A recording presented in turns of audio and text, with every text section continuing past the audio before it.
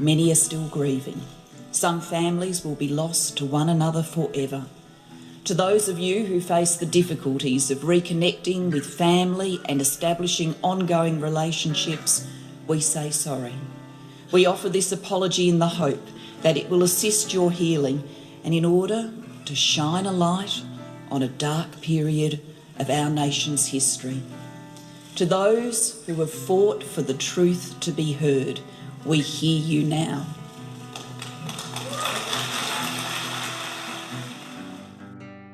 You're listening to Adopt Perspective, a podcast for anyone affected by adoption. I'm one of your hosts, Jo Sparrow. This podcast is a production of Jigsaw Queensland Post-Adoption Support Service. However, the views expressed are those of the people participating and not necessarily Jigsaw Queensland. This morning we're going to be talking to Heather, whose daughter was placed for adoption in 1975 in Queensland. And she has a really interesting story to tell us, and I love talking to Heather. So Heather, welcome. Thank you. Thank you so much for being our very first interviewee on the podcast. Jane and I are just learning this as we go, so we're so glad that it's you who's going to be the first person who's talking to us. Okay, thank you for having me. So Heather, I thought I might just ask you to share some of your story with us. Well, I might start right back in the beginning. I was 18 years old, and when I found out that I was pregnant, it didn't go down well between my parents and his parents. I was a disgrace. How could you do that to the family? Mm-hmm. His family were exactly the same, even offered for me to go to Sydney to have an abortion. Wow. Which was a no-go in my books at all. The father and myself had discussed marriage, but that was a no-go. Both sets of grandparents were saying no to the whole idea. So I was sent away to have my baby, 18, put on a plane and sent to Central Queensland. All by yourself? All by myself. I remember I cried on the plane all the way up. And I had spent the first 2 days in the Salvation Army home in Rockhampton when there was a family in need of someone to look after their children, their 2 children, while the mother went into hospital. So I was asked, would I like to do that? And I willingly said yes, I would go and help them out for that time. And the matron at the Salvation Army home said to me, be very careful, be aware of a husband by himself. Oh, wow. Be aware of sexual abuse. Well, I already knew about a sexual abuse because my father had done that to me for many years, and the day he stopped was the day that I said I was pregnant. He never interfered with me again. So I left the Salvation Army home and stayed with the family in Rockhampton and looked after the children while their mother was in hospital. And I got on well with them, and they said to me, Heather, we don't want you to go back. Please stay with us, through your pregnancy and whatever you decide to do. So I did stay with them. They never judged me, never gave me any suggestions to what I should or shouldn't do. We never really spoke about the pregnancy at all. They would take me to the hospital for my appointments, and that was really hard when you went for your antenatal clinic appointments because you were single. They did address you as Mrs. And I did wear a ring on my finger. Because of the judgment. That's incredible, isn't it? The judgment was terrible. It was absolutely terrible. And I remember very clearly one day at the clinic, one of the doctor said to me, he said, "Oh, your baby is breech. We're going to have to turn your baby around." And I panicked because I had no idea of how they did that. You know, and nothing was said to me. I just lay there and had to Let them do that. Exactly what I was told. It was horrendous.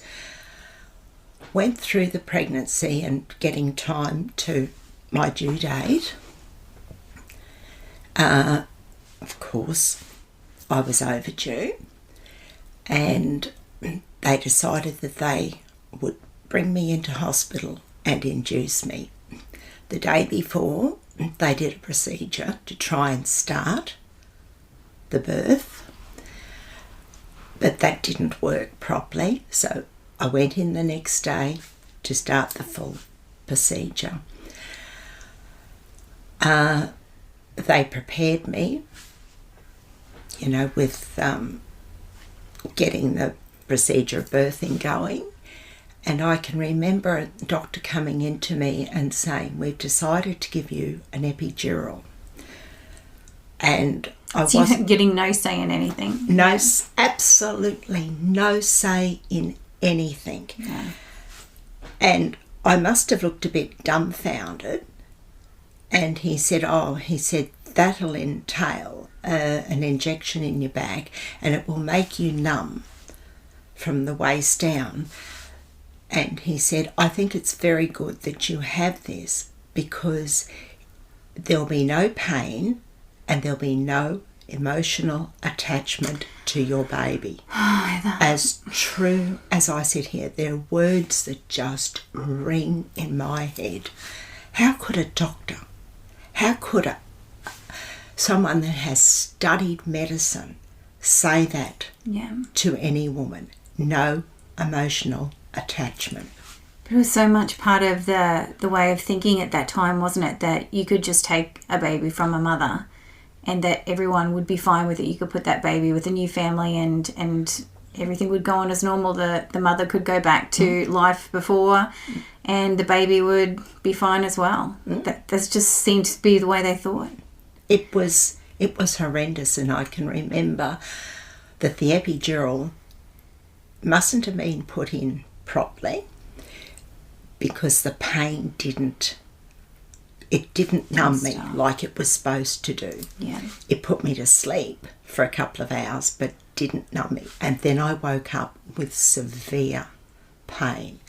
And then they put a little bit more of I assume it was an anaesthetic in, but still didn't numb it properly. So I was in hospital 6 o'clock in the morning, and at 5 to 5, after an horrendous birth, I had the forceps.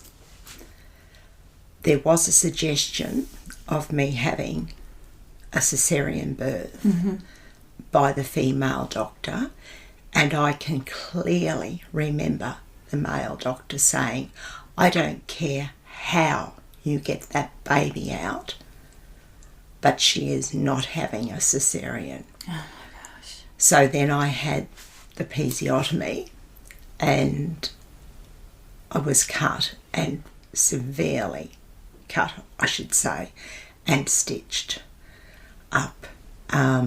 I couldn't sit for days after the birth.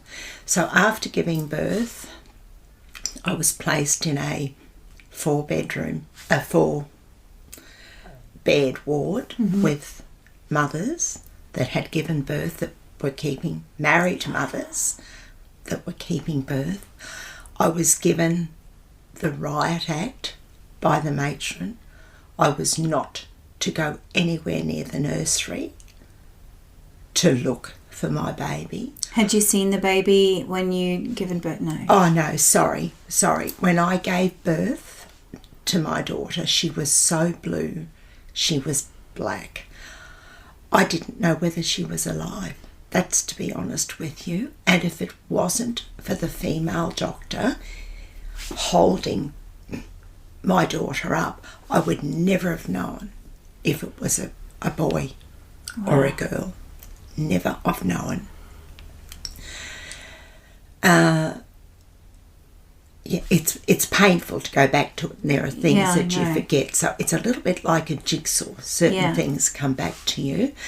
I can also remember when my milk came and the matron came in and she gave me a little orange tablet, a little square one, and it was about the colour of a vitamin C tablet.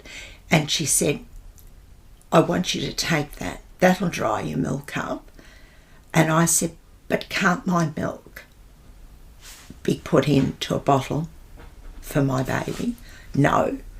And she said, don't you let me see you nursing any other baby in this ward. So she then bound me up so tight I could barely breathe. And the next day, I was just in so much agony from the episiotomy. It wasn't funny. So I did my time in hospital, and I wasn't allowed to fly back home because of that little bit of surgery. For 2 weeks, the doctor said you're not allowed to fly back home. And it was just absolutely an horrendous time. And going back while I was pregnant, pardon me, I'm going back a little bit, while I was pregnant with my daughter, I spent a fair bit of time in with what I call the social workers in the department up there, giving them as much detail as I could about myself and the father so that they could find the perfect family and perfect home for my daughter. And I gave them a photo of both the father and I together, and I just wanted her to go to a wonderful, wonderful home. And the reason I did that was because I knew if I took my baby home, and especially being a girl, she would have been abused by my father. And that was a sacrifice that I had to make for her. I'm sorry. It's okay. You can take a minute. No, some people would find that very hard to think, how could a mother do that? But how could a mother take her child home to an environment where she knew that child would be in danger, not safe? Yeah. What sort of a mother would do that? So with that, Raylene, my daughter, was placed for adoption. I came back and there wasn't a day that went by that I didn't think about her.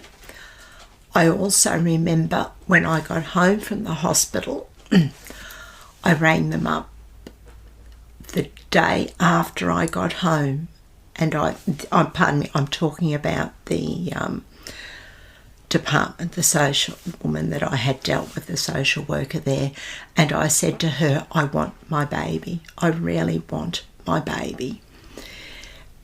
And she said to me, but she's already with her new family. How do you think they are going to feel if we go and take her away from them. That was very painful. And I did actually say to her at the time on the phone, it's the right thing for my child to be adopted, but the wrong thing for me, because I wanted my baby, come hell or high water. I wanted my baby. I didn't want my child to go for adoption, but there was no money, no support. I had nothing, not a thing. And to bring a child back home to an environment like that was not good. Yeah. So I came back home to Brisbane, and as I said, not a day went by where I didn't think about her. Then I met my best friend, who has been my husband for many, many years. I did tell him about the adoption. He knew that from the first day that we went out, and first day you went out, you told him? First day, yes. I was 100% honest. Yeah. I thought, I'll tell him, and if he doesn't like it, then I'm out of here. Mm-hmm. I don't want anyone that can't accept me for who I am. Never told him about the abuse, but just about the adoption.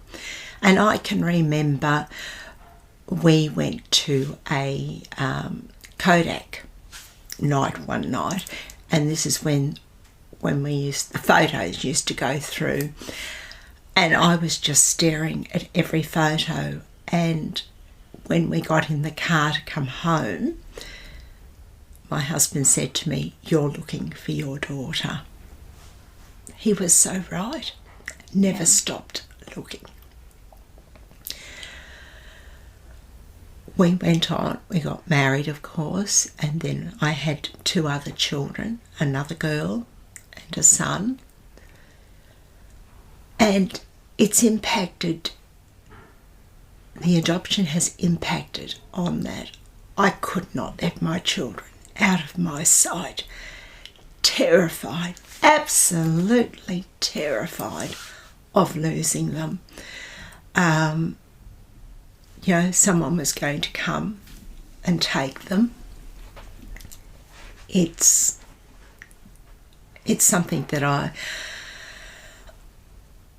know now when I look back, just how the adoption has impacted other parts of my life. When it came to photos, I'd always have my children's photos done when they were little, but I never put them up because there was always that one child missing. Come Christmas, birthday, Mother's Day was another reminder that there was a child missing. They were terrible times.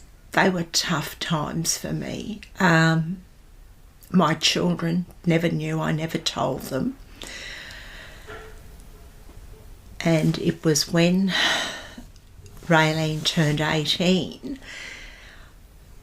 that I thought I might be able to search. I might be able to search for her, even though I was told I didn't have a right to ever search, and that the adoption was final and that was it. But the laws changed, and I did look in the phone book, and I just looked adoption, and I came across an organisation by the name of Jigsaw, and I phoned. I don't even think I gave my name at the time, just to talk to that person on the other end of the phone. It was hard to make the phone call because I felt like people could see me through the phone, and they were still judging me as a single mother placing a child for adoption. I just felt judgment. I felt like I was being judged. But that wasn't the case at all. Someone that listened to me and understood where I was coming from.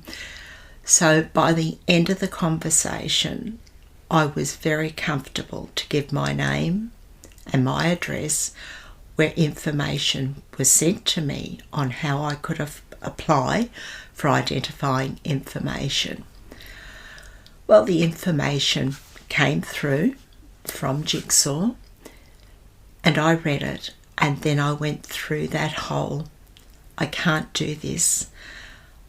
I can't, because what if she's never been told she's adopted? You know, what impact would that have on her?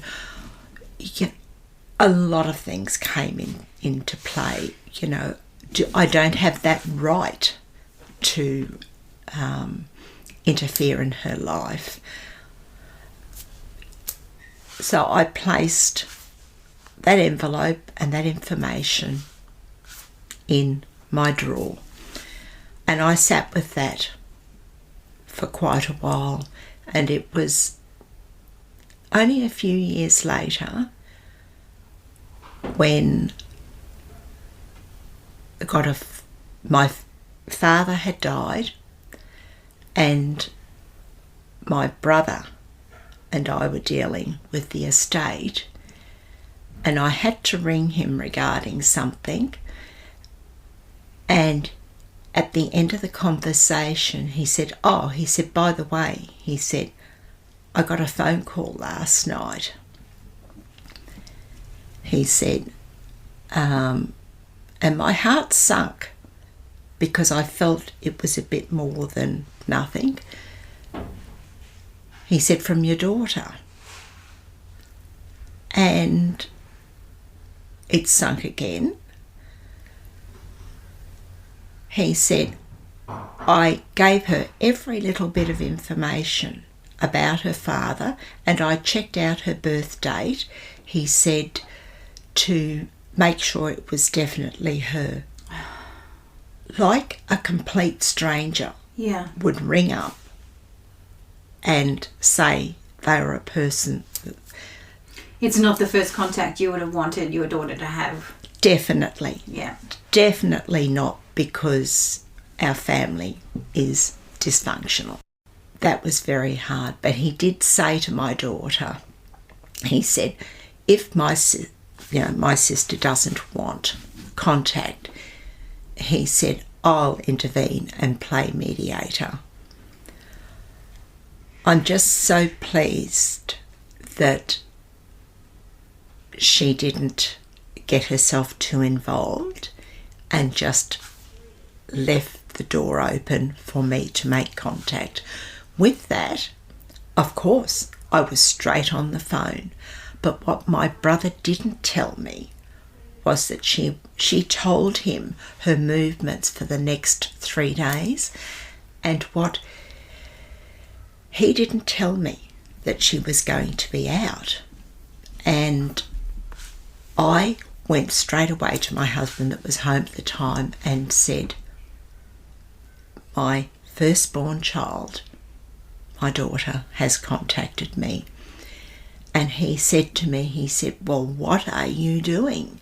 He said, get on the phone and ring her.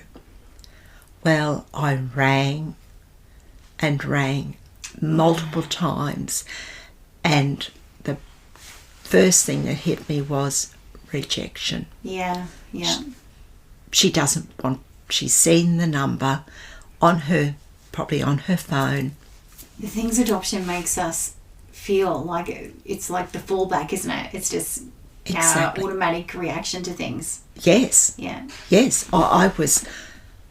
She's rejected me. Yeah.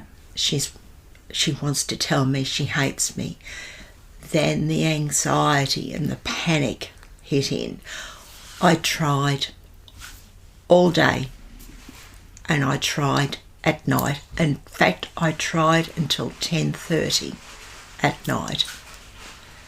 The next day, believe it or not, was my birthday.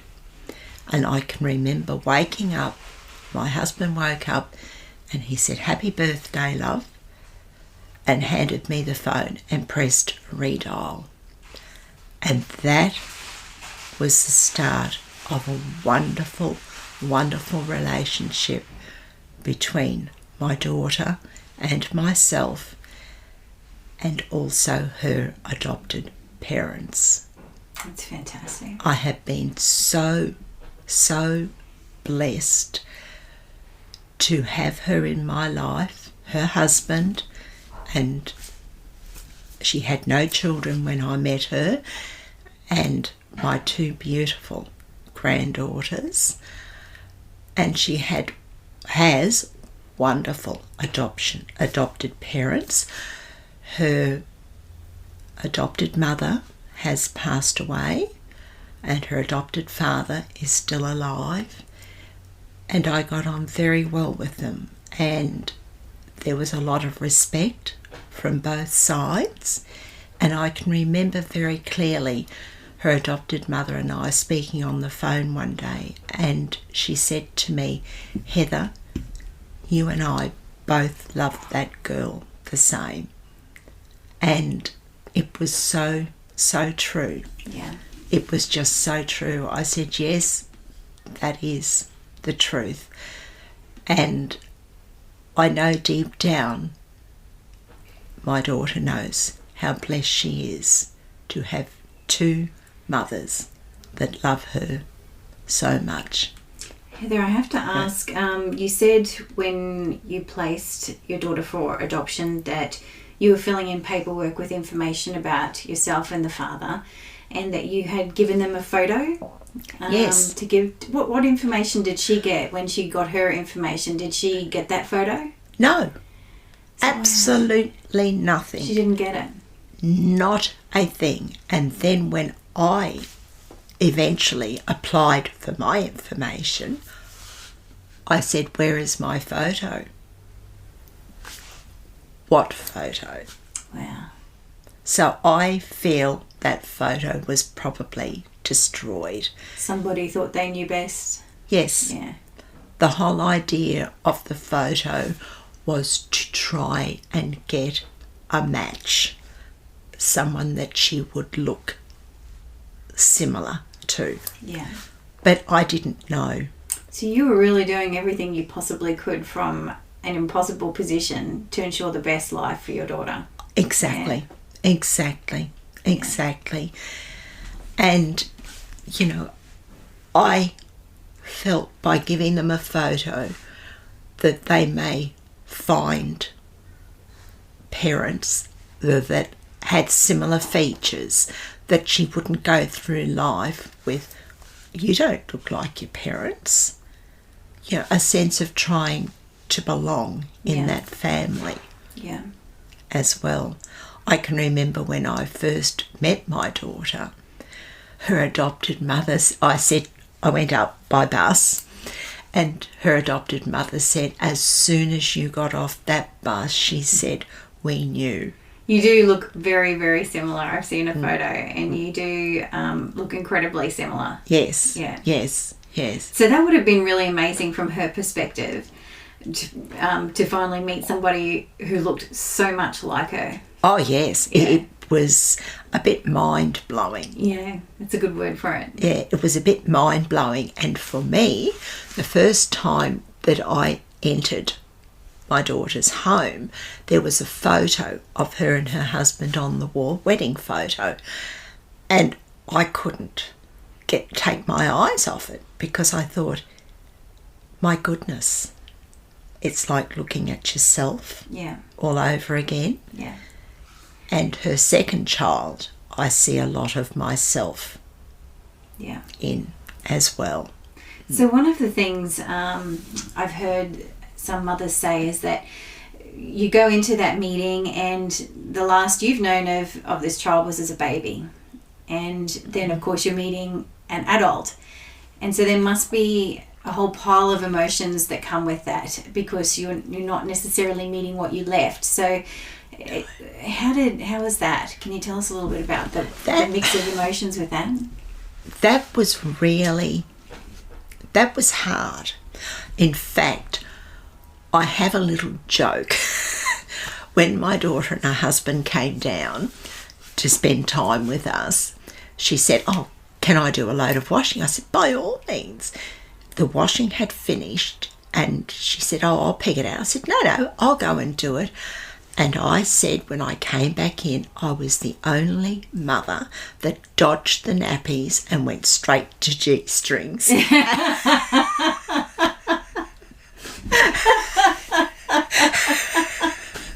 And we still laugh about that today.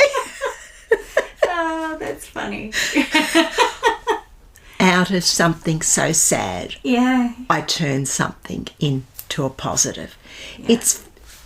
It was very hard because I've missed so many years of her growing up, her childhood, the first steps, first teeth, calling you mum, all those things, they have gone. Yeah. But I now have a wonderful relationship, and that's something that is worth more than anything to me, is to be able to go forward. I can't get my past back, and no one can really heal that for me but me. But going forward with a wonderful relationship is worth more than anything. It's a matter of adjusting expectations, isn't it? It is. You sort of go in maybe hoping for one thing, and then you have to realise the reality of what it is, and then find a new way forward and be okay with that change in expectation, I think. I had to, because there is no baby. Yeah. I will admit that when she had her first child, her first daughter, looking at the baby, my first granddaughter, looking at the baby, I thought, I wonder if that's what she was like as a baby. I have photos. I'm very blessed. Her adopted parents gave me a heap of photos. Very blessed to have all of that, but I never had my baby. Those thoughts do go through your head, was she like that as a baby? But all I can do is move forward. Yes, because for me, it doesn't do me any good dwelling on the past. It works better for me moving forward with our future. And, that's... Yeah.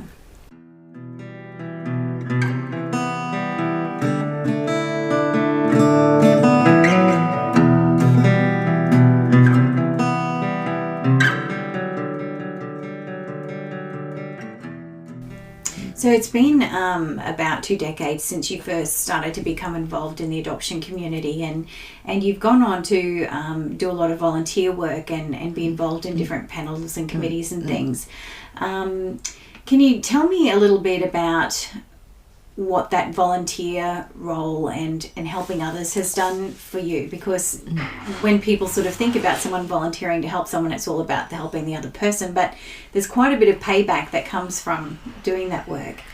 Can you tell us about that? It's interesting you should say that. I started with, as I said, I rang Jigsaw many years ago for the how to go about the search, and as it turned out, my daughter found me. And then when I did a little bit more looking, I found out that Jigsaw had support groups, and I started attending those, and I found them so helpful, especially the open group, because there were not only mothers, there were adoptees as well, and in some cases adopted parents. So I was able to hear. I so agree with you with that, because it can be really difficult sometimes talking to my own mother. There's some things that sit between us, then there's some things that make some conversations difficult, but I can have a conversation with you or another mother at one of those groups, and none of that sits between us, and it's so helpful to get perspective. It is. Yeah. Because it's very healing. You're not judged. Yeah. You're not judged for you. Yeah. You're accepted, and it was just wonderful. So I went to the groups. I learnt a lot. I think I grew a little bit more as a person. Then they were talking at one of the meetings about if anyone had any spare time, could they help in the office? And I thought, well, I've got time. I'm a stay-at-home mum. So I started just going into the office a day a week and helping, and I loved it. It was a little bit like, I know this sounds terrible, it was a bit like a drug. I just had to go. It was a place where I could go, I could talk, and no one was judging me. It was just wonderful. It was the only way to put it. So as time went on, I then started to get a little more involved as far as answering phones. We did have professional teaching to do all of that. Mm-hmm. It was so rewarding is not really the word I'd put, but it was to be able to come home and know that you may have helped one person was really good for me, because I know how much the organisation has helped me. And I've been involved with the committee as well, and I can remember before the apology, and I'm talking federal apology, came in. This is the apology for forced adoption, past practices. That's right. Yeah. That's right. And when that, they said forced adoption, I really struggled with that. And I think it was the word forced, because I thought, well, no one really stood over the top of me. I had made my mind up for my child's best interest and for her safety and mental health as well. Adoption for me was the right thing to do. And when they started having little meetings about it with different sectors, I thought, I don't want to go to that, because I don't really fit in here. And I gave it a little bit more thought about forced, the word forced.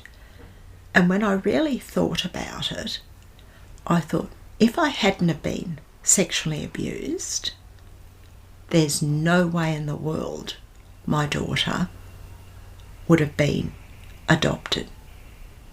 So I thought about the doctors, I thought about the nurses, I thought about society, I thought about parents, both sides, then the grandparents.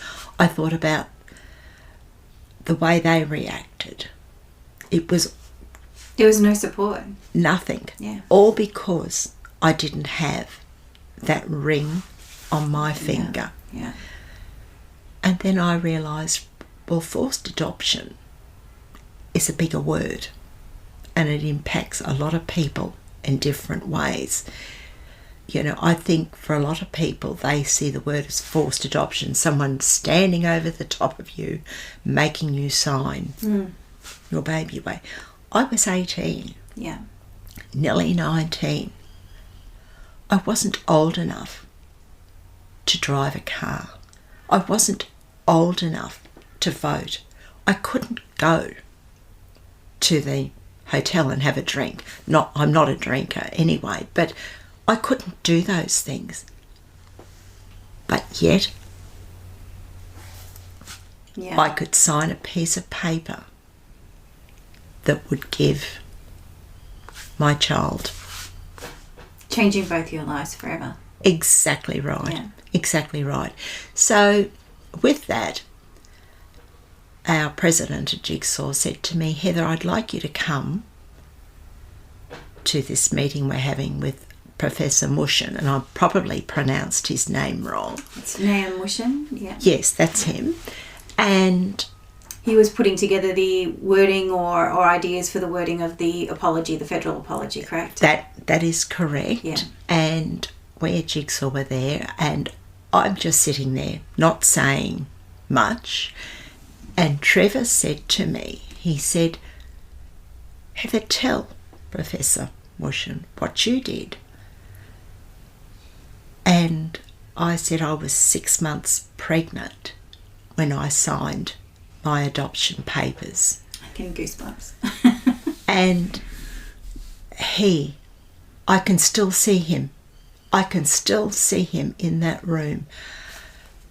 Virtually, he slammed his hand on the table and said, illegal, illegal, illegal. And I don't know what come over me. It was, I've been heard. I've been heard. Someone has said that whole adoption Was illegal. Was illegal. Yeah. And that came from a judge Yeah. in a family court. It did me the world of good to hear that. It took just so much, like someone had said that was illegal. It should never have, those papers shouldn't have been taken off you at 6 months. So that was obviously quite profound for you and changed how you thought about your own experience. Oh yes, yes. It was just wonderful because I didn't speak about the adoption to anyone. It was just a closed book. The secrecy, everything was there. And there are still people today that I know that don't know. Yeah. Mm-hmm. So we've spoken about this earlier, but we brought forward this podcast because of COVID-19 and because our support groups are not able to run at the moment. And while our phones are still operating and people can ring and get support through Jigsaw, it does take away some of our face-to-face activities or workshops we might have been running. So we thought we really need to bring this forward so there's still an opportunity for people to listen to stories and interact if they want. So I just wanted to ask you, because I know this is happening for a lot of people, how is the COVID-19 social distancing affecting you? Are you finding it triggering at all? What I find, it's government. And I know, that hypothetically, the left part of my brain knows that we have to social distance. It's so important for everybody's health and safety that we do that. But the right side of my brain, it's taking me back to when I fell pregnant. It's the authority figures, it's government, doctors, anyone in a uniform telling you what you can and you can't do. And that triggers so much. You feel like you're that young 18-year-old again that has to do exactly what you're told. Yeah. It's Yeah, I've heard a few people say that, so I can definitely understand. And I think you're certainly not going to be alone, particularly with mothers who experience that authoritarian, voice in their past. It is hard, and I mean, I know it's the right thing that we have to do it, but the other half of my brain, it's that authority. Why? Just... Yeah. Heather, I just wanted to ask, how were your other immediate family with accepting your daughter and your experience, I guess? How did it all go with your family? My husband, there was not an issue at all because he always knew. My daughter was the one that I told first, and she found it very hard. It was such a shock to her system. Yeah. And she said to me, she said, Mum, I would often say to you, why don't you have another baby? I'd love to have a sister or another brother. Why couldn't you have told me? And in hindsight, I wished we had said something to the children when they were little, that they had a sister out there. But then it goes back to that, what if, when she reached the legal age, the 18, do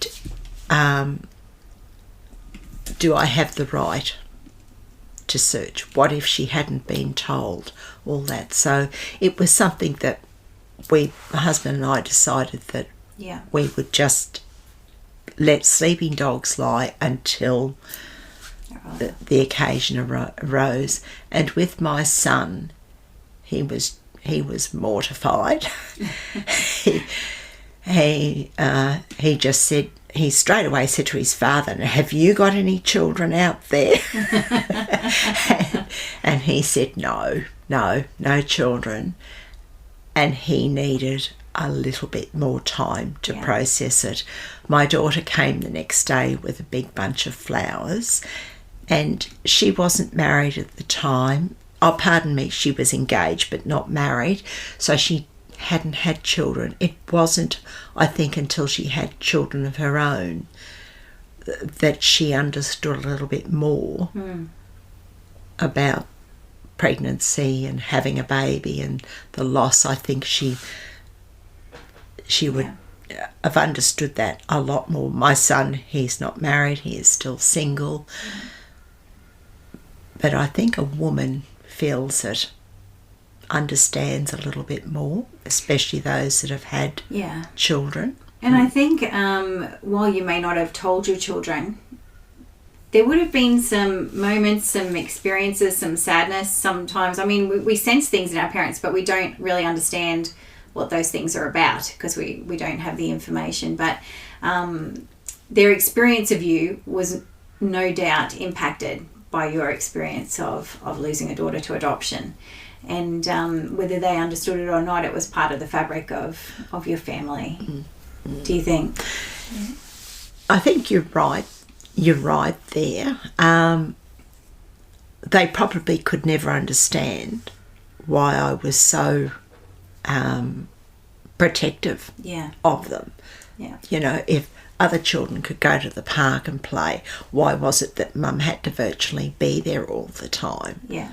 I just was terrified of losing them all over again. Yeah.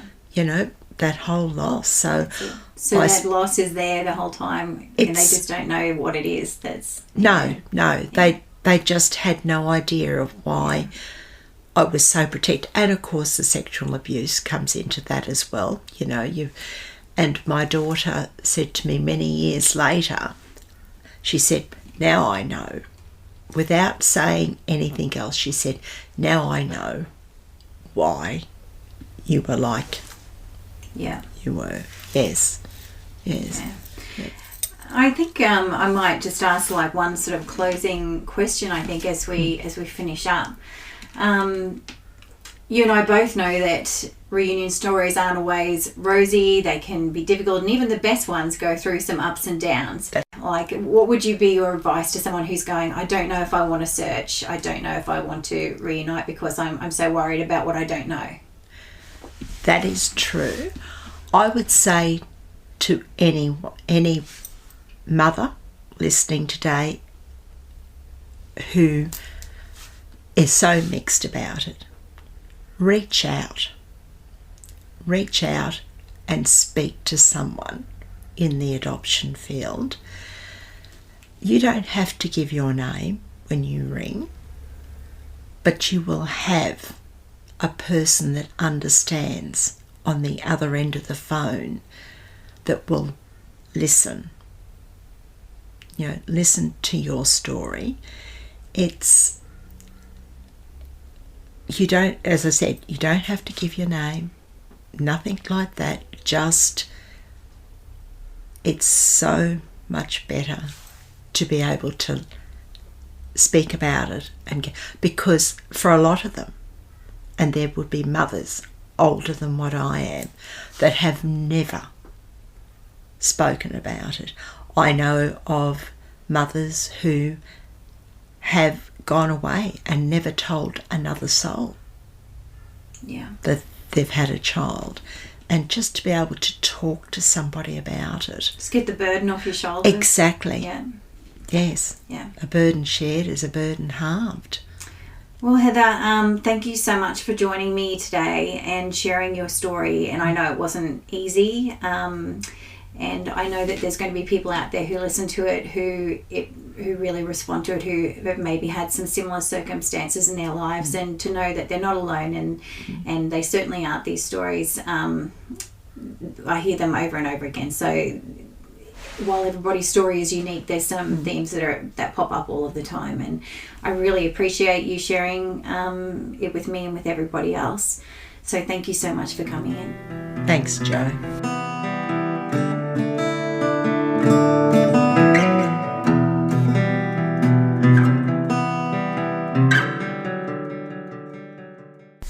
Well, we hope you enjoyed this episode of the Adopt Perspective podcast. If you'd like to find out more, go to the podcast page on www.jigsawqueensland.com and you'll find a wealth of information and resources on the website.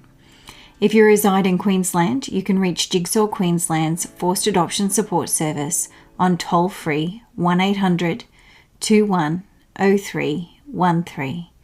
Or you can call Jigsaw on 07 3358 6666.